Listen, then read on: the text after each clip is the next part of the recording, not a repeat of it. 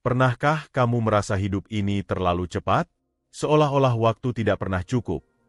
Padahal kamu sudah berlari sekuat tenaga setiap hari, bangun pagi, buru-buru ke tempat kerja, pulang larut malam, lalu merasa kelelahan yang tak kunjung reda. Kamu tidur dalam keadaan lelah, bangun dalam keadaan cemas, dan terus mengulangi pola yang sama. Tidak jarang, semua yang kamu kejar terasa hampa.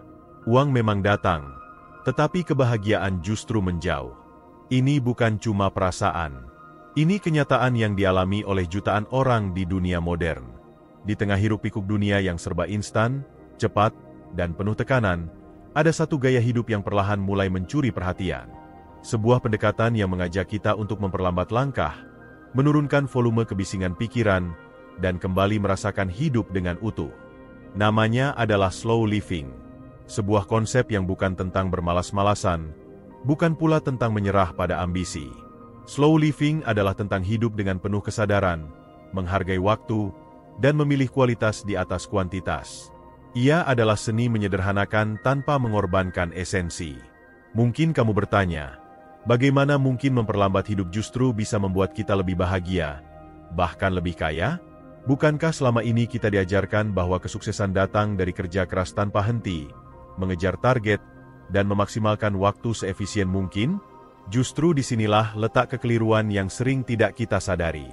Kita terjebak dalam ilusi bahwa semakin sibuk, maka semakin sukses. Padahal, tidak semua kesibukan berarti kemajuan.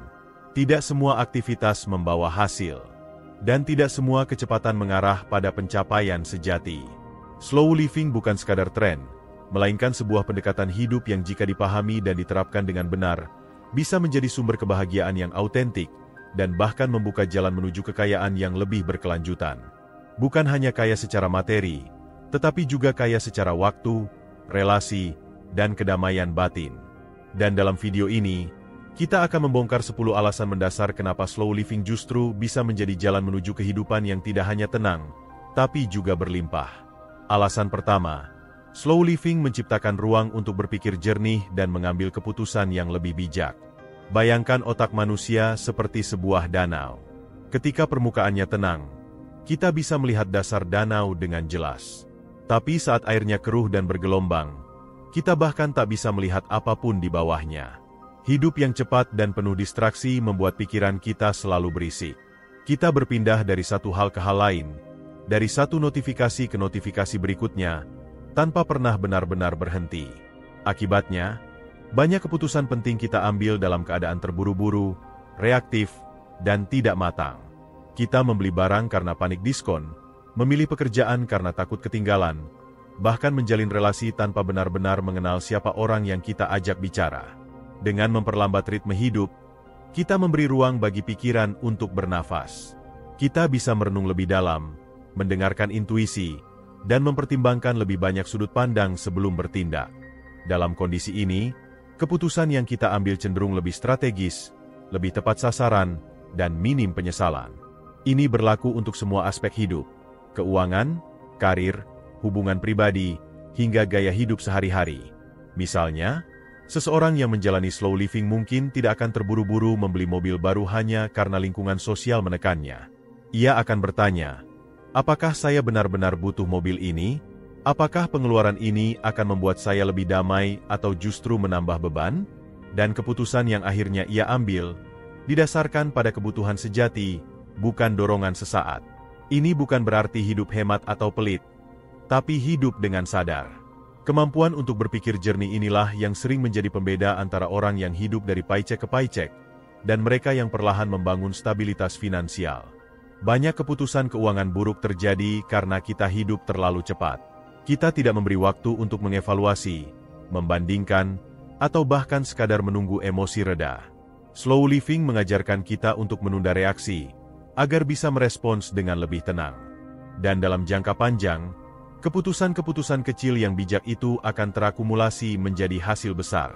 Lebih dari itu, kejernihan berpikir juga meningkatkan kreativitas. Orang yang hidup perlahan cenderung punya waktu untuk merenung, mengeksplorasi ide, dan membiarkan otaknya bekerja secara organik. Banyak penulis besar, seniman terkenal, Bahkan ilmuwan hebat justru menemukan terobosan bukan saat mereka sibuk multitasking, tapi saat mereka berjalan santai, duduk sendiri di taman, atau menatap langit dalam diam. Pikiran manusia butuh ruang kosong untuk tumbuh. Dan slow living memberikan ruang itu. Kita juga perlu menyadari bahwa hidup yang cepat seringkali mengarah pada keputusan yang hanya menguntungkan jangka pendek. Kita mencari solusi instan, mengejar hasil cepat, dan enggan menjalani proses.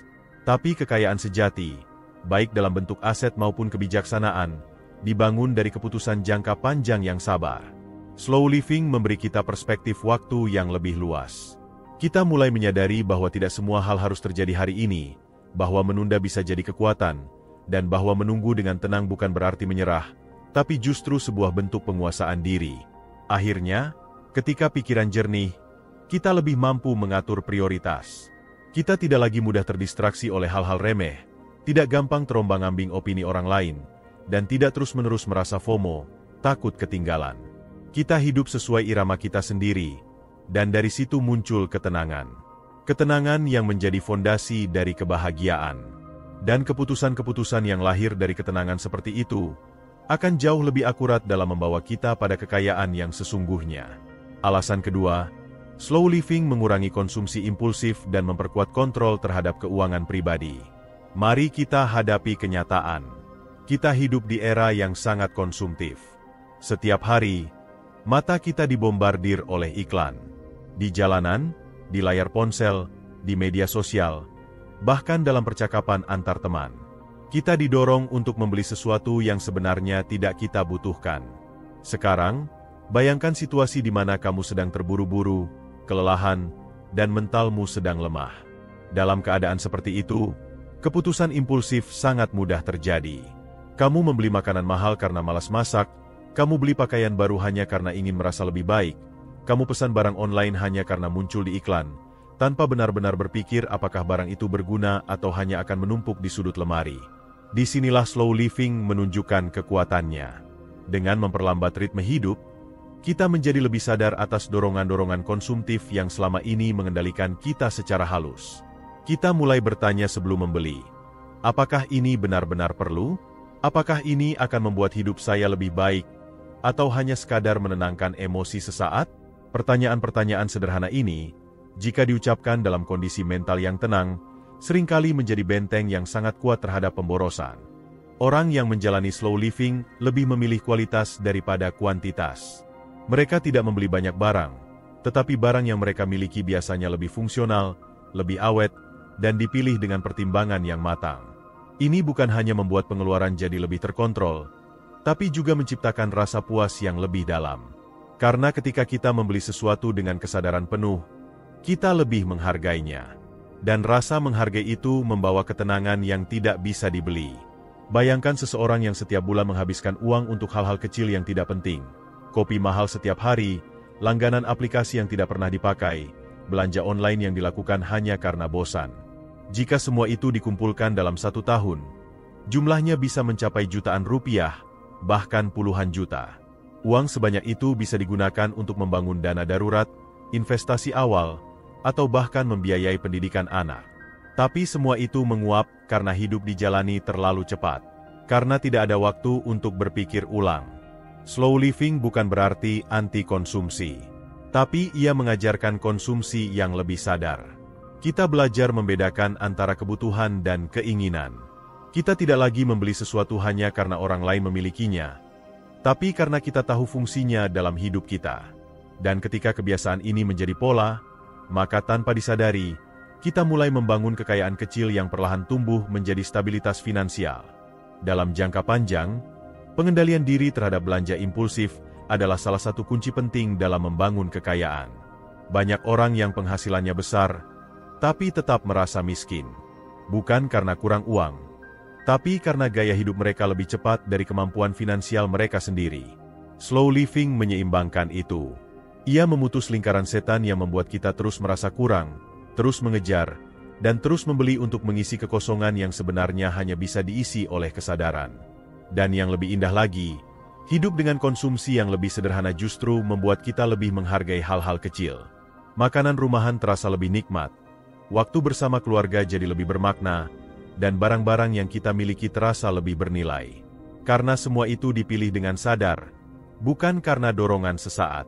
Kita mulai merasakan bahwa kekayaan bukan sekadar angka di rekening, tapi juga kemampuan untuk berkata, cukup, saat yang lain sibuk berkata, lebih. Alasan ketiga, slow living memberi ruang bagi relasi yang lebih mendalam dan autentik. Jika kita tarik satu benang merah dari kehidupan yang terasa penuh, bising, dan terburu-buru, maka yang paling sering menjadi korban pertama adalah kualitas hubungan kita dengan orang lain. Ini bukan hanya soal waktu, tetapi juga soal kehadiran. Banyak orang hari ini punya rutinitas penuh, pekerjaan yang tak kenal akhir, dan daftar tugas yang tak pernah habis. Tapi ironisnya, di tengah semua kesibukan itu, justru yang paling diabaikan adalah orang-orang yang sebenarnya paling berarti. Keluarga, sahabat, pasangan, anak, bahkan diri sendiri. Dalam dunia yang serba cepat, percakapan menjadi dangkal. Kita sering berbicara bukan untuk mendengarkan, tapi untuk merespons. Kita sibuk memikirkan balasan saat orang lain sedang bicara. Kita menghadiri acara keluarga sambil sibuk dengan ponsel. Kita menyapa teman hanya karena merasa harus, bukan karena sungguh-sungguh ingin tahu kabarnya. Relasi semacam ini melelahkan. Ia tampak seperti hubungan, tapi kosong di dalam. Slow living memperlambat ritme itu semua. Ia memberi kita waktu untuk benar-benar hadir. Hadir secara utuh. Bukan sekadar tubuh yang ada, tetapi juga perhatian yang utuh, mata yang memandang dengan niat, telinga yang mendengar dengan empati. Saat kita hidup lebih pelan, kita tidak hanya punya waktu untuk orang-orang yang kita cintai, tapi juga punya energi emosional untuk membangun hubungan yang lebih dalam. Bayangkan ini, seorang ayah yang pulang kerja tidak lagi menyibukkan diri dengan laporan, tapi duduk bersama anaknya dan bertanya dengan tulus tentang harinya. Seorang ibu yang mengurangi kegiatan sosialnya, tapi memperdalam obrolan dengan pasangannya setiap malam sebelum tidur. Seorang sahabat yang tidak memburu waktu, tapi hadir dengan hati saat temannya sedang kesulitan. Ini bukan hal besar, tapi dampaknya sangat besar. Hubungan semacam ini menciptakan rasa dimengerti, rasa disayangi, dan rasa dihargai. Dan dari sanalah kebahagiaan tumbuh. Relasi yang baik juga membuat kita lebih sehat secara psikologis. Banyak beban hidup terasa ringan hanya karena ada orang yang bisa kita ajak bicara tanpa dihakimi. Banyak keputusan penting bisa kita ambil lebih tepat karena ada teman diskusi yang jujur dan mendukung. Dalam dunia yang penuh tekanan, hubungan semacam ini adalah tempat istirahat terbaik bagi jiwa. Dan slow living memberi kita waktu untuk merawat dan menumbuhkan hubungan semacam itu. Tidak hanya dalam hubungan pribadi, slow living juga memengaruhi kualitas hubungan profesional. Dalam kehidupan kerja yang lebih lambat dan sadar, kita bisa membangun koneksi yang lebih manusiawi, bukan sekadar transaksional. Kita tidak hanya fokus pada hasil, tapi juga proses. Kita belajar mengenali rekan kerja sebagai manusia, bukan sekadar alat produksi. Dan ketika hubungan antar manusia dibangun di atas dasar saling menghargai dan tidak terburu-buru, maka kepercayaan tumbuh. Dan di dalam dunia kerja, kepercayaan adalah mata uang yang nilainya melebihi gaji. Slow living juga membuat kita lebih selektif. Kita belajar bahwa kita tidak perlu dekat dengan semua orang, tidak perlu hadir di semua pertemuan, dan tidak perlu mempertahankan hubungan yang hanya menguras energi. Kita mulai membedakan antara hubungan yang menyehatkan dan hubungan yang toksik. Dan dari situlah muncul keberanian untuk menjaga batasan yang sehat. Karena slow living juga tentang menyadari bahwa waktu dan perhatian kita terbatas, dan tidak semua orang berhak atas keduanya. Bahkan dalam kesendirian pun, slow living memberikan makna. Ia mengajarkan kita untuk menikmati waktu sendirian bukan sebagai kesepian, tapi sebagai momen kontemplasi.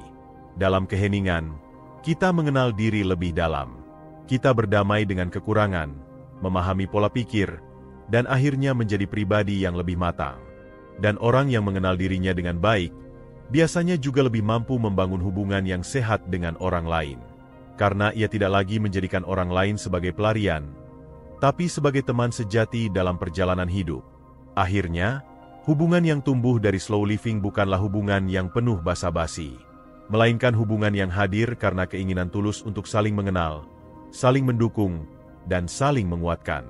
Hubungan semacam inilah yang menjadi fondasi dari kebahagiaan yang tidak bisa dibeli, dan kekayaan batin yang tidak bisa dicuri. Alasan keempat, slow living memberi kita waktu untuk menyadari makna dari pekerjaan yang kita lakukan. Dalam masyarakat yang serba cepat, pekerjaan seringkali dipersempit menjadi sekadar alat tukar waktu dengan uang. Kita bekerja dari pagi sampai malam, mengerjakan apapun yang dibayar, dan seringkali mengabaikan apakah pekerjaan itu sesuai dengan nilai-nilai kita, apakah kita menikmatinya, atau apakah ia memberi dampak positif dalam hidup orang lain. Kita terjebak dalam rutinitas yang melelahkan, dan lama-lama lupa alasan kenapa kita memilih pekerjaan itu sejak awal. Slow living memberi kita jarak. Jarak untuk berhenti sejenak dan bertanya, apakah pekerjaan ini benar-benar selaras dengan tujuan hidup saya? Apakah saya masih merasa hidup saat mengerjakannya? Atau saya hanya menunggu hari Jumat datang dan membenci setiap hari Senin? Dengan memperlambat hidup, kita mulai merasakan kembali detak jantung kita saat bekerja. Kita mulai membedakan antara pekerjaan yang memberi energi dan yang menyedot energi. Kita mulai mengenali bahwa bekerja bukan sekadar cari uang, tetapi juga tentang memberi makna, membangun warisan, dan mengekspresikan siapa diri kita sebenarnya. Bayangkan seseorang yang hidup dalam kecepatan tinggi, terus mengejar target, terus diburu angka, dan terus merasa gagal meskipun dari luar tampak sukses. Lalu bandingkan dengan seseorang yang menjalani slow living. Ia mungkin tidak punya jabatan tinggi, tapi ia mencintai pekerjaannya. Ia melihat dampak dari setiap hal kecil yang ia lakukan. Ia tersenyum saat melihat kliennya puas. Ia merasa berguna saat muridnya memahami pelajaran. Ia bangga saat produknya bermanfaat untuk orang lain. Itu bukan pekerjaan, itu panggilan jiwa. Slow living membantu kita melihat bahwa kesuksesan tidak harus terlihat megah. Ia bisa hadir dalam bentuk kecil, dalam pekerjaan sederhana yang dilakukan dengan cinta. Dan orang yang bekerja dengan cinta, biasanya tidak mudah lelah. Karena ia tidak hanya menggunakan tenaga, tapi juga hati. Dan pekerjaan yang dilakukan dengan hati, hasilnya akan menyentuh hati orang lain. Disitulah nilai ekonomis dan nilai spiritual bertemu. Lebih jauh, orang yang menjalani slow living lebih mudah melakukan transisi karir dengan bijak. Mereka tidak panik saat ingin berpindah pekerjaan, karena mereka melakukannya dengan pertimbangan matang. Mereka tidak mudah tergoda gaji besar, karena mereka tahu bahwa pekerjaan yang bertentangan dengan nilai pribadi akan menjadi beban jangka panjang. Mereka juga tidak terlalu takut kehilangan pekerjaan, karena mereka sudah membangun ketahanan mental dan keterampilan hidup yang fleksibel. Slow living memberi ruang bagi kita untuk mengejar pekerjaan yang bermakna, bukan hanya yang menghasilkan. Dan dalam jangka panjang, pekerjaan yang bermakna biasanya juga mendatangkan rezeki yang lebih stabil. Karena di balik produk atau jasa yang baik, selalu ada seseorang yang mengerjakannya dengan sepenuh hati. Dan orang seperti itu akan selalu dicari, akan selalu dihargai, akan selalu punya tempat. Jadi, slow living bukan tentang bekerja lebih sedikit, tapi tentang bekerja dengan lebih sadar. Dan kesadaran itu membuat kita menemukan makna dalam hal yang mungkin dulu kita anggap biasa saja. Alasan kelima, slow living membangun kesehatan mental dan fisik yang lebih stabil. Ketika hidup dijalani terlalu cepat, tekanan datang dari segala arah. Tuntutan pekerjaan, ekspektasi sosial, perbandingan di media sosial, serta tekanan batin untuk terus bergerak dan terus menghasilkan. Tanpa sadar, tubuh dan pikiran kita dipaksa untuk tetap aktif, bahkan ketika sudah lelah. Akibatnya, banyak orang hari ini menderita gangguan kecemasan, stres kronis, kelelahan mental, bahkan penyakit fisik yang berakar dari tekanan psikologis. Kita menjadi generasi yang lebih canggih dalam teknologi, tetapi semakin rapuh dalam menghadapi kehidupan. Slow living hadir sebagai penawar. Ia mengajak kita untuk kembali mendengar sinyal tubuh, mengenali emosi yang selama ini ditekan, dan memberi ruang bagi jiwa untuk bernapas. Ketika kita memperlambat ritme hidup, kita mulai menyadari betapa selama ini kita terlalu keras pada diri sendiri. Kita menuntut diri untuk terus produktif, terus kuat, dan terus bisa, tanpa pernah memberi izin untuk istirahat. Padahal, tubuh kita bukan mesin. Ia butuh tidur yang cukup, makanan yang sehat, waktu untuk bersantai, dan momen untuk merasa. Slow living memberi ruang bagi semua itu. Kita tidak lagi memaksakan diri bangun pagi demi rutinitas yang tidak kita nikmati. Kita tidak lagi mengejar mimpi orang lain yang membuat kita kehilangan diri sendiri. Kita mulai merancang hari dengan ritme yang lebih sesuai dengan kebutuhan kita, bukan tekanan dari luar. Secara fisik, slow living membantu kita untuk lebih sadar akan apa yang kita konsumsi, bagaimana kita bergerak, dan kapan tubuh butuh istirahat. Orang yang hidup dengan kesadaran penuh cenderung lebih peduli terhadap kualitas makanan, lebih rutin berolahraga ringan, dan lebih disiplin dalam menjaga pola tidur. Semua ini, meskipun terlihat sederhana, adalah fondasi dari tubuh yang kuat dan pikiran yang jernih. Lebih dari itu, slow living juga mengurangi paparan stres yang konstan. Banyak orang tidak menyadari bahwa stres bukan hanya datang dari kejadian besar, tetapi dari akumulasi tekanan kecil yang terus-menerus. Macet di jalan, notifikasi yang tidak berhenti, tugas yang tidak pernah selesai, atau bahkan rasa bersalah karena merasa tidak cukup produktif. Semua ini perlahan menggerogoti ketenangan batin. Dan jika tidak diatasi, ia bisa menjelma menjadi penyakit psikosomatis yang melemahkan tubuh. Dengan memperlambat hidup, kita menciptakan jarak antara diri dan pemicu stres. Kita tidak lagi reaktif, tetapi responsif. Kita bisa memilih mana yang layak direspon, mana yang bisa diabaikan. Kita mulai membuat batasan dalam pekerjaan, berkata tidak ketika perlu, dan memberi ruang bagi diri untuk pulih. Ini bukan kemewahan. Ini adalah kebutuhan psikologis yang fundamental. Dari sisi mental, slow living membantu kita mengenal diri lebih dalam. Kita punya waktu untuk merenung, menulis jurnal, atau sekadar duduk dalam diam. Aktivitas semacam ini sangat penting untuk membangun ketahanan mental. Karena orang yang mengenal pikirannya, cenderung lebih stabil saat menghadapi perubahan. Ia tahu kapan dirinya lelah, kapan butuh bantuan, dan kapan harus berhenti. Ia tidak terus mendorong diri menuju jurang kelelahan hanya demi terlihat sibuk. Slow living juga memperkuat koneksi kita dengan hal-hal yang memberi ketenangan batin. Entah itu alam, ibadah, seni, atau aktivitas sederhana yang memberi rasa damai. Dalam keheningan, kita mulai menyadari bahwa kebahagiaan sejati seringkali hadir dalam bentuk-bentuk yang sangat sederhana. Hembusan angin di pagi hari, suara hujan di sore hari, aroma kopi di pagi yang tenang, atau percakapan ringan bersama orang terdekat. Semua itu menjadi sumber ketenangan yang tidak bisa dibeli, tapi bisa dirasakan jika kita memberi waktu. Akhirnya, ketika tubuh dan pikiran selaras, kita menjadi versi terbaik dari diri kita. Kita bekerja lebih efektif, berinteraksi lebih tulus, dan menikmati hidup dengan rasa syukur yang lebih dalam. Kesehatan mental bukan lagi sesuatu yang kita kejar ketika sudah krisis, tetapi sesuatu yang kita rawat setiap hari lewat cara hidup yang lebih sadar. Dan dari tubuh serta pikiran yang sehat, lahirlah energi yang membawa kita menuju kebahagiaan dan kemakmuran yang sejati. Alasan keenam, slow living memberi waktu untuk mengembangkan keterampilan dan potensi diri yang sesungguhnya. Salah satu kerugian terbesar dari hidup yang terlalu cepat adalah hilangnya kesempatan untuk menggali potensi diri. Kita terlalu sibuk mengejar hasil, sampai lupa untuk menikmati proses belajar. Kita terlalu terfokus pada rutinitas, sampai tak sadar bahwa diri ini punya bakat yang belum pernah digali. Banyak orang merasa tidak berbakat bukan karena memang tidak mampu, tapi karena tidak pernah memberi dirinya waktu untuk mencoba, gagal, belajar, dan berkembang. Slow living membuka ruang untuk itu semua. Ia memberi waktu, dan yang lebih penting, memberi perhatian. Kita mulai bertanya pada diri sendiri, apa yang sebenarnya saya suka? Apa yang membuat saya bersemangat? Apa hal yang ingin saya pelajari sejak lama, tapi selalu saya tunda karena alasan sibuk? Dalam hidup yang lebih pelan, kita punya ruang untuk mencoba banyak hal.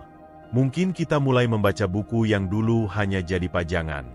Mungkin kita mulai menulis, menggambar, memasak, berkebun, atau belajar hal teknis seperti merakit komputer, membuat kerajinan, atau mengelola keuangan pribadi.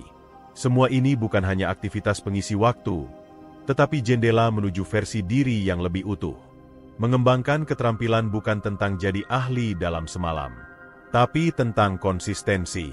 Dan konsistensi hanya mungkin terjadi jika kita punya waktu dan ketenangan untuk menjalaninya.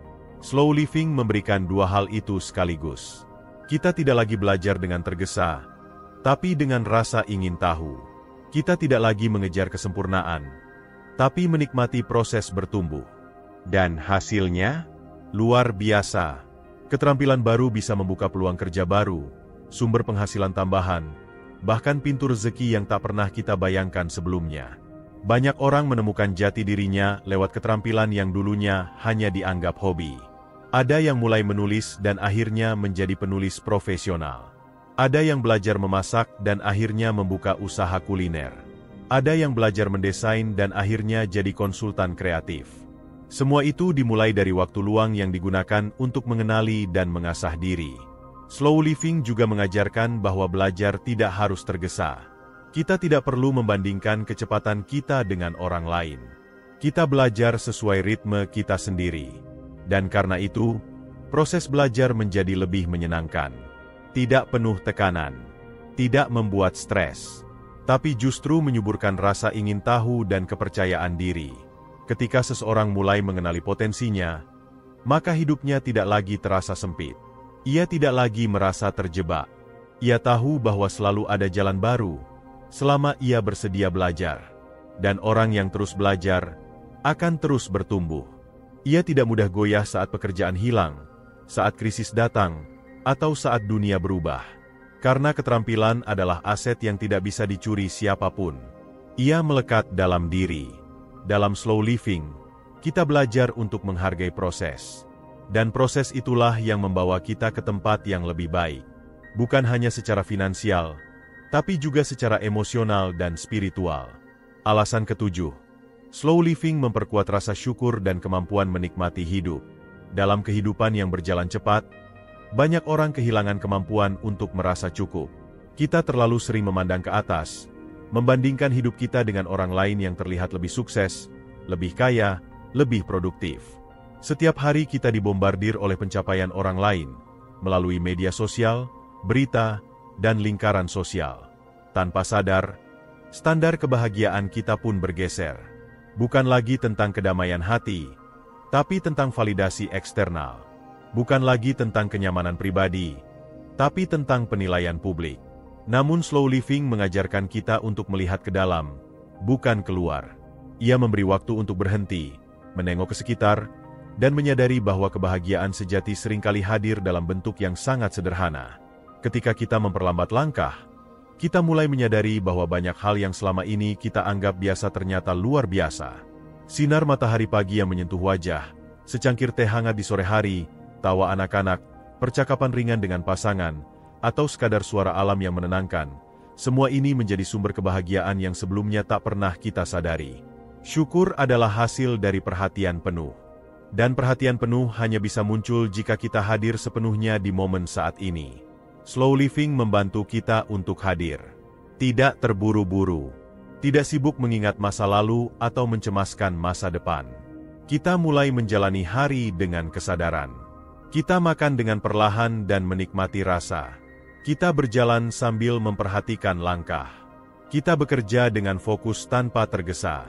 Dan dalam tiap momen itulah, muncul rasa syukur. Rasa syukur ini bukan hal sepele. Ia adalah fondasi kebahagiaan yang paling kuat. Orang yang bersyukur cenderung lebih tenang, lebih optimis, dan lebih puas dengan hidupnya. Mereka tidak mudah iri, tidak mudah gelisah, dan tidak mudah goyah oleh tekanan sosial.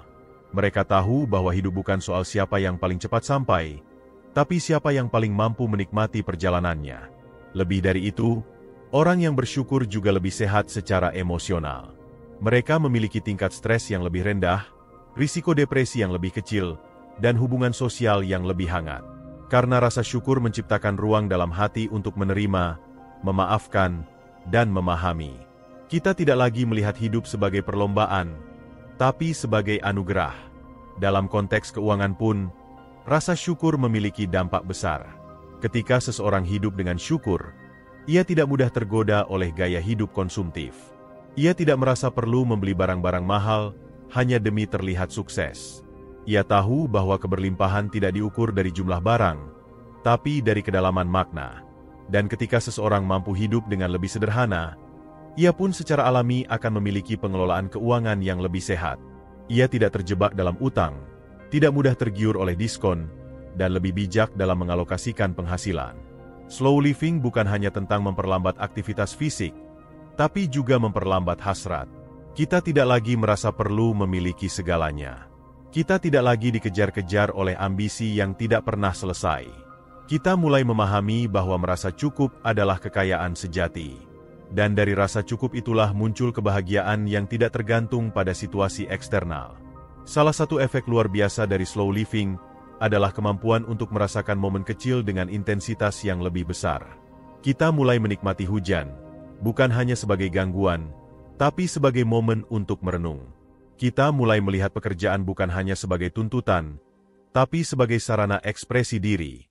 Kita mulai menghargai waktu luang sebagai ruang untuk mengisi ulang energi, bukan sebagai waktu yang terbuang. Dan dari semua ini, rasa syukur pun tumbuh. Kita tidak lagi membutuhkan alasan besar untuk bahagia. Karena dalam setiap momen, selalu ada alasan untuk tersenyum. Bahkan di tengah kesulitan, slow living mengajarkan kita untuk tetap mencari makna. Karena hidup yang dijalani dengan sadar selalu menyimpan pelajaran. Dengan demikian, slow living bukan hanya membuat kita lebih bahagia, tetapi juga lebih tahan terhadap guncangan hidup. Karena ketika kita hidup dengan rasa syukur, kita memiliki fondasi batin yang kuat. Kita tidak mudah runtuh saat gagal. Kita tidak mudah kecewa saat rencana berubah. Karena kita tahu bahwa hidup bukan tentang kendali penuh, tapi tentang penerimaan penuh. Itulah mengapa orang yang menjalani hidup dengan pelan seringkali tampak lebih tenang. Mereka bukan tidak punya masalah, tapi mereka punya perspektif yang lebih sehat. Mereka tidak panik saat badai datang, karena mereka tahu bagaimana menikmati pelangi setelahnya. Dan itulah kekayaan emosional yang tidak ternilai harganya. Alasan ke-8, slow living memperkuat hubungan sosial dan kualitas interaksi manusia. Dalam dunia yang semakin sibuk dan serba cepat, hubungan antar manusia perlahan-lahan kehilangan kedalamannya. Banyak orang berbicara, tetapi sedikit yang benar-benar mendengarkan. Banyak yang bertemu, tapi tidak benar-benar terhubung. Waktu makan bersama berubah menjadi momen sibuk memeriksa ponsel. Percakapan menjadi obrolan singkat tanpa makna. Bahkan kehadiran fisik tidak lagi menjamin adanya kehadiran batin. Inilah yang secara perlahan namun pasti menggerogoti kualitas hubungan kita dengan orang-orang terdekat. Namun slow living menghadirkan sebuah cara hidup yang berlawanan arah. Ia mengajak kita untuk kembali merasakan kehadiran, bukan hanya dalam tubuh, tapi juga dalam pikiran dan perasaan. Dalam ritme hidup yang diperlambat, kita punya ruang untuk benar-benar hadir saat bersama orang lain. Kita tidak terburu-buru saat mendengarkan. Kita memberi perhatian utuh, bukan sekadar respons otomatis. Kita belajar untuk melihat orang di depan kita, bukan hanya sebagai individu yang lewat, tapi sebagai manusia utuh yang punya kisah, perasaan, dan harapan. Cobalah bayangkan betapa besarnya dampak dari satu percakapan yang benar-benar didengarkan. Betapa berartinya ketika seseorang merasa bahwa ia dipahami, bukan hanya didengar. Slow living membuat kita kembali menghargai kualitas dari interaksi, bukan hanya kuantitasnya. Kita tidak lagi mengejar banyaknya teman, tapi kedalaman hubungan dengan segelintir orang yang benar-benar penting. Dalam kehidupan yang lambat, pertemuan sederhana seperti duduk bersama keluarga tanpa distraksi, berbincang santai dengan sahabat, atau menanyakan kabar orang tua dengan penuh perhatian, menjadi sangat berarti. Kita mulai memahami bahwa cinta, perhatian, dan kedekatan emosional tidak bisa diburu. Ia membutuhkan waktu. Ia tumbuh dari kehadiran yang konsisten dan dari perhatian yang tulus. Hubungan yang kuat tidak dibangun dalam keramaian, melainkan dalam keheningan yang diisi dengan empati. Ketika kita tidak sibuk mengejar target demi target, kita punya waktu untuk memerhatikan perubahan raut wajah orang yang kita cintai. Kita bisa merasakan energi mereka, memahami perasaan mereka, dan terhubung dengan mereka di level yang lebih dalam. Hal ini memperkuat ikatan, memperkuat kepercayaan, dan menciptakan hubungan yang lebih otentik. Dari sudut pandang psikologi, hubungan sosial yang sehat adalah salah satu indikator kebahagiaan yang paling kuat. Penelitian demi penelitian menunjukkan bahwa manusia yang memiliki koneksi sosial yang kuat cenderung lebih bahagia, lebih sehat, dan bahkan hidup lebih lama. Ketika kita hidup lambat, kita membuka ruang untuk memperdalam relasi, bukan hanya membangun jejaring sosial yang luas tapi dangkal. Bahkan dalam lingkungan kerja, slow living bisa mengubah dinamika relasi. Ketika seseorang tidak terlalu terobsesi dengan efisiensi instan dan kompetisi tak berujung, ia lebih terbuka untuk bekerja sama, berbagi ide, dan membantu kolega. Lingkungan kerja yang seperti ini lebih sehat secara emosional, lebih produktif dalam jangka panjang, dan lebih menyenangkan untuk dijalani. Budaya kerja yang terlalu cepat cenderung menciptakan tekanan, kompetisi tidak sehat, dan akhirnya menumbuhkan ketidakpercayaan antar rekan kerja. Slow living juga membantu kita menghindari salah satu penyakit modern yang seringkali tak disadari, kesepian. Di era yang konon serba terkoneksi, ironi terbesarnya adalah banyak orang merasa sendiri. Mereka punya ribuan teman di media sosial, tapi tak satu pun bisa diajak bicara saat hati sedang gelisah. Mereka terlihat bahagia di luar, tapi kosong di dalam. Slow living mengajarkan bahwa relasi bukan tentang jumlah, tapi kualitas. Bukan tentang eksistensi, tapi kedalaman. Ketika kita mulai menyusun hidup dengan ritme yang lebih pelan, kita akan lebih mudah melihat siapa yang benar-benar penting dalam hidup ini. Kita mulai menyaring interaksi. Kita tidak lagi merasa perlu hadir di setiap acara, merespon setiap pesan, atau menyenangkan semua orang. Kita memilih untuk hadir sepenuhnya bagi sedikit orang yang betul-betul berarti. Dari segi kekayaan emosional, kualitas hubungan yang hangat dan mendalam adalah bentuk kekayaan yang tidak bisa digantikan oleh harta benda. Kehadiran pasangan yang memahami, anak-anak yang dekat secara emosional, sahabat yang setia, atau bahkan tetangga yang peduli, adalah aset yang tak ternilai. Slow living membantu kita membangun dan memelihara semua itu, karena ia memberi kita modal utama, waktu dan perhatian. Akhirnya, relasi yang kuat dan sehat bukan hanya memberi kebahagiaan, tapi juga ketenangan. Dalam dunia yang penuh ketidakpastian, memiliki orang-orang yang bisa menjadi tempat bersandar adalah hal yang sangat berharga. Dan slow living membantu kita membangun pondasi itu. Dengan mengurangi kebisingan dari luar, kita bisa lebih fokus pada hubungan yang benar-benar memberi makna dalam hidup. Alasan ke-9, slow living memperkuat kesehatan mental dan mengurangi stres secara signifikan. Kesehatan mental adalah fondasi dari segala bentuk kebahagiaan dan produktivitas dalam hidup. Sayangnya, dunia modern telah menjadi ladang subur bagi stres, kecemasan, dan kelelahan mental. Kita hidup dalam tekanan yang konstan, tekanan untuk menjadi lebih cepat, lebih banyak, lebih sukses, lebih terhubung, dan lebih sempurna dalam segala hal. Dari pagi hingga malam, kita dibombardir oleh tuntutan yang datang dari luar dan dari dalam diri sendiri. Akibatnya, otak kita jarang sekali beristirahat. Kita terbiasa hidup dalam mode siaga penuh. Bahkan ketika tubuh sedang duduk diam, pikiran terus berlari kemana-mana. Slow living menawarkan pendekatan yang sangat berbeda terhadap kehidupan. Ia bukan sekadar memperlambat langkah fisik, melainkan juga menenangkan ritme batin. Ia memberi kita ruang untuk bernapas, untuk berhenti sejenak, dan untuk benar-benar hadir dalam momen yang sedang dijalani. Dan dalam kehadiran itu, kita menemukan ketenangan. Kita mulai menyadari betapa banyak beban yang selama ini kita pikul tanpa sadar, hanya karena merasa harus terus mengejar standar eksternal yang tak pernah ada habisnya. Dalam konsep slow living, kita belajar untuk mengatur ulang prioritas hidup. Kita mulai mempertanyakan, apakah semua kesibukan ini memang perlu? Apakah semua tekanan ini benar-benar datang dari luar, atau justru dari ekspektasi pribadi yang tidak realistis? Saat kita mulai melambat, kita memberi ruang bagi kesadaran diri untuk tumbuh. Kita mulai bisa membedakan antara kebutuhan sejati dan keinginan impulsif yang didorong oleh tren atau tekanan sosial. Dan disinilah proses penyembuhan mental dimulai. Ada satu analogi sederhana yang bisa menggambarkan hal ini. Bayangkan pikiran kita seperti danau. Ketika danau itu terguncang terus-menerus oleh badai, airnya menjadi keruh, tak terlihat dasarnya. Tapi ketika badai mereda, ketika permukaan air mulai tenang, saat itulah segala sesuatu menjadi jernih. Kita bisa melihat ke dalam. Kita bisa memahami apa yang sebenarnya sedang terjadi di dalam diri kita. Slow living memberi ketenangan itu. Ia menenangkan badai dalam pikiran, agar kita bisa melihat jernih, berpikir lebih dalam, dan merasakan hidup secara utuh. Salah satu bentuk slow living yang paling nyata adalah memberi jeda dalam rutinitas. Misalnya, memulai pagi tanpa langsung membuka ponsel.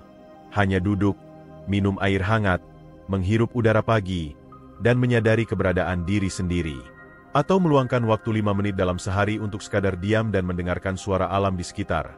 Suara angin, kicauan burung, atau bahkan keheningan itu sendiri. Praktik-praktik kecil seperti ini Meskipun sederhana, memiliki efek besar terhadap sistem saraf kita. Ia menenangkan, menurunkan kortisol, dan memberikan sensasi kelegaan yang sulit ditemukan dalam ritme hidup yang terburu-buru. Dalam jangka panjang, gaya hidup yang lambat terbukti mampu mengurangi risiko gangguan kecemasan, depresi, bahkan burnout. Ini bukan sekadar teori atau filosofi hidup semata, melainkan telah didukung oleh berbagai studi psikologi dan neuroscience. Ketika seseorang menjalani hidup dengan tekanan waktu yang lebih rendah, sistem limbik dalam otaknya, bagian yang mengatur respons emosional, bekerja dengan lebih stabil. Ia tidak mudah terpicu oleh stresor kecil, tidak mudah panik oleh ketidakpastian, dan lebih mampu menghadapi tantangan hidup dengan kepala dingin. Ada juga dimensi penting lain yang sering dilupakan. Dalam slow living, kita belajar menerima keterbatasan diri. Kita tidak lagi melihat istirahat sebagai kemalasan, melainkan sebagai bagian dari regenerasi. Kita tidak merasa bersalah saat tidak produktif selama 1 hari, karena kita sadar bahwa tubuh dan pikiran juga butuh pemulihan. Pandangan ini sangat penting, karena banyak orang jatuh ke dalam jeratan stres karena tidak bisa menerima kelemahan manusiawinya sendiri. Slow living merangkul sisi manusiawi itu. Ia tidak menuntut kesempurnaan, tapi justru mengajarkan belas kasih terhadap diri sendiri. Selain itu, slow living juga membuat kita lebih sadar terhadap pola pikir negatif yang selama ini tidak kita sadari. Ketika hidup melambat, kita mulai menangkap suara-suara dalam kepala yang selama ini tenggelam dalam kesibukan. Suara yang berkata, "Aku harus lebih sukses," atau "Aku belum cukup baik." Kita mulai menyadari bahwa suara-suara itu bukan kebenaran, melainkan hanya cerita lama yang tertanam sejak lama. Dan karena kita tidak lagi terhanyut dalam arus, kita bisa menantangnya, bahkan perlahan menggantinya dengan cerita baru yang lebih sehat. Semua ini pada akhirnya berdampak pada kualitas hidup secara keseluruhan. Pikiran yang tenang menciptakan emosi yang stabil. Emosi yang stabil membentuk tindakan yang bijak.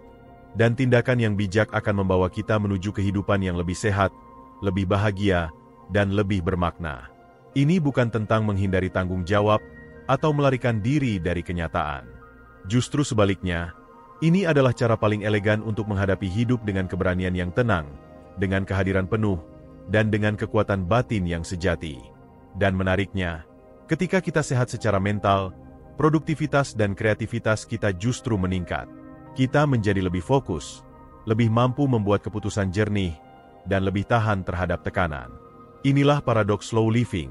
Dengan memperlambat, kita justru memperkuat fondasi yang memungkinkan kita untuk melangkah lebih jauh. Alasan ke-10. Slow living membentuk fondasi kekayaan yang berkelanjutan dan bermakna. Ketika orang berbicara tentang kekayaan, hampir selalu yang muncul pertama kali dalam pikiran adalah uang. Namun, dalam hidup yang dijalani secara perlahan dan sadar, makna kekayaan menjadi jauh lebih luas daripada sekadar nominal. Kekayaan tidak hanya tentang seberapa banyak yang kita miliki, tetapi juga seberapa cukup hidup kita, seberapa damai pikiran kita, seberapa hangat relasi kita, dan seberapa dalam makna dari setiap langkah yang kita ambil. Inilah esensi dari kekayaan yang dibangun melalui slow living, bukan kekayaan yang gaduh, tapi kekayaan yang utuh dan membumi. Mari kita mulai dengan logika paling sederhana. Saat seseorang menjalani gaya hidup slow living, ia cenderung tidak boros. Ia tidak lagi terdorong oleh nafsu konsumsi berlebihan yang sering lahir dari tekanan sosial. Ia tidak merasa harus selalu punya barang terbaru, tidak terjebak dalam pola belanja impulsif untuk mencari pelarian dari stres. Karena hidupnya sudah tenang dan seimbang, ia tak butuh pembuktian melalui materi. Inilah yang membuatnya bisa lebih banyak menabung, lebih cerdas dalam mengelola uang, dan lebih mampu membedakan mana keinginan dan mana kebutuhan sejati. Orang yang menjalani slow living juga lebih bijak dalam mengambil keputusan keuangan.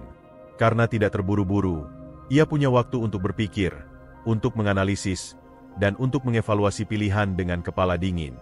Ia tidak mudah tergoda oleh investasi instan, tidak ikut-ikutan tren yang belum jelas arahnya. Justru karena ia tidak terburu-buru ingin cepat kaya, ia seringkali menjadi orang yang akhirnya benar-benar membangun kekayaan dengan stabil. Ia lebih memilih proses yang lambat tapi pasti, ketimbang jalan pintas yang berisiko besar. Dan dalam banyak kasus, justru pola semacam ini yang membawa hasil jauh lebih besar dalam jangka panjang.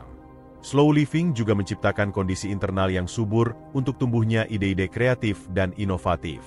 Ketika pikiran tidak penuh dengan stres dan tekanan waktu, muncullah ruang untuk berpikir mendalam, untuk mengamati dunia dengan sudut pandang yang berbeda, dan untuk menemukan peluang yang sebelumnya tak terlihat.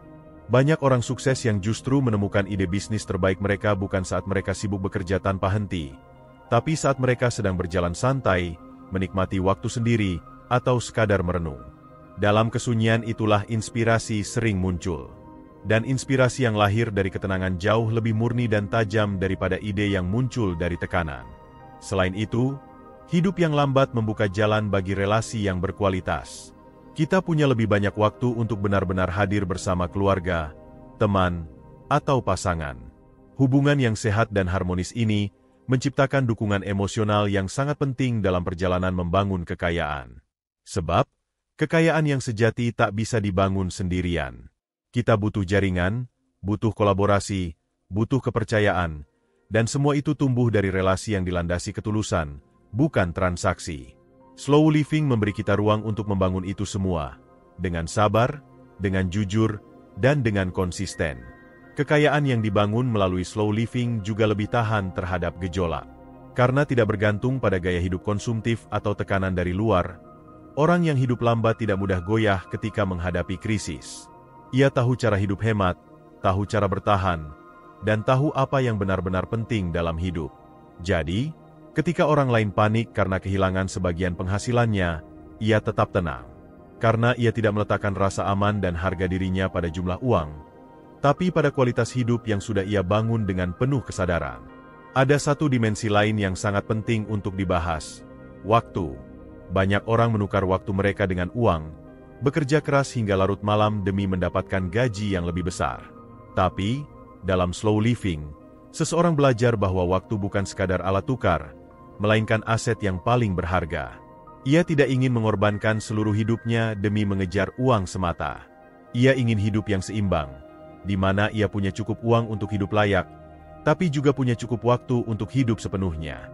Dan ketika keseimbangan ini tercapai, disitulah kekayaan sejati terbentuk. Kekayaan yang tidak membuat lelah, tidak membuat terasing, tidak membuat hampa. Banyak orang kaya secara finansial, tapi miskin waktu, miskin makna, dan miskin relasi. Slow living membalik keadaan itu. Ia mungkin tidak membuatmu menjadi orang terkaya di daftar majalah bisnis, tapi ia membuatmu menjadi orang yang benar-benar hidup. Orang yang tahu kemana ia melangkah, mengapa ia melakukan sesuatu, dan untuk siapa semuanya dijalani. Inilah kekayaan yang tidak bisa dihitung dengan angka, tapi bisa dirasakan dalam setiap tarikan napas. Akhirnya, slow living adalah pilihan hidup yang membangun kekayaan dari dalam keluar. Bukan dengan kecepatan, tapi dengan ketepatan. Bukan dengan kompetisi, tapi dengan koneksi. Dan bukan dengan tekanan, tapi dengan kesadaran. Saat kita memilih untuk hidup perlahan, kita sedang membangun pondasi kehidupan yang kokoh, bukan hanya untuk hari ini, tapi untuk masa depan yang panjang. Kita sedang menanam benih kesejahteraan yang tidak hanya menghasilkan uang, tapi juga kebahagiaan, ketenangan, dan makna. Maka tak perlu heran jika orang yang menjalani slow living justru terlihat lebih damai, lebih sehat, dan dalam banyak kasus, juga lebih kaya. Karena mereka tidak sedang mengejar dunia dengan tergesa-gesa, tapi sedang membangun kehidupan yang layak dijalani, dengan tenang, dengan sadar, dan dengan penuh cinta. Dan di akhir perjalanan ini, kita akan menyadari satu hal penting, bahwa dalam pelan, justru kita bisa menemukan kecepatan yang sebenarnya. Bukan kecepatan fisik, tapi kecepatan batin. Sebuah kecepatan yang lahir dari arah yang tepat, langkah yang mantap, dan hati yang tidak terburu-buru. Itulah kekuatan slow living.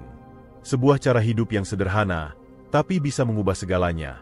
Dari cara kita bekerja, cara kita mencintai, hingga cara kita meraih kebahagiaan dan kekayaan sejati dalam hidup ini.